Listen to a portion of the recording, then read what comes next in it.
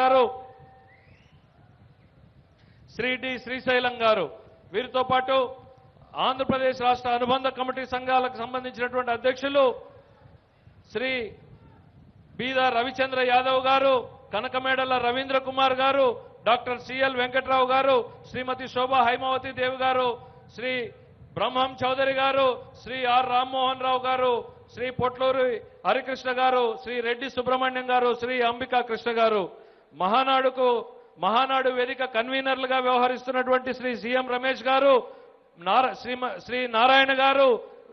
Minister గారు, పల్లె రఘునాథ్ రెడ్డి గారు, మావగంటి బాబు గారు, శ్రీ ఎం మురళీమోహన్ గారు, శ్రీ లంకాల దీపక్ రెడ్డి గారిని కూడా వేదిక మీదకు ఆహ్వానించడం జరుగుతోంది. వీరితో పాటు చిత్తూరు జిల్లాకు సంబంధించినటువంటి జిల్లా పార్టీ అధ్యక్షులు శ్రీ గౌనివారి శ్రీనివాసులు గారు, బొజ్జల గోపాలకృష్ణారెడ్డి గారు,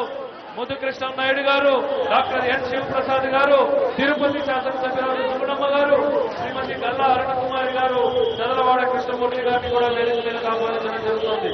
వీరితో పాటు రాష్ట్ర కార్యాలయానికి సంబంధించినటువంటి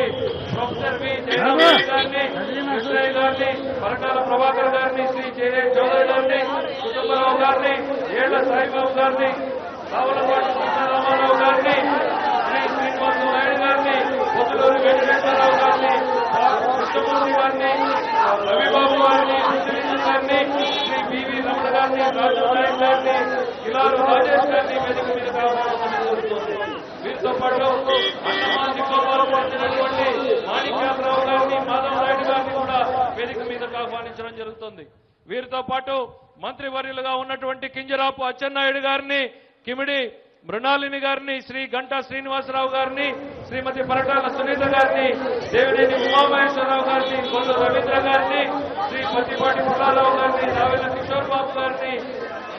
పల్లె రఘునాథ రెడ్డి గారిని ఈ వేదిక మీదకు ఆహ్వానించడం జరుగుతోంది. వీరితో పాటు జిల్లా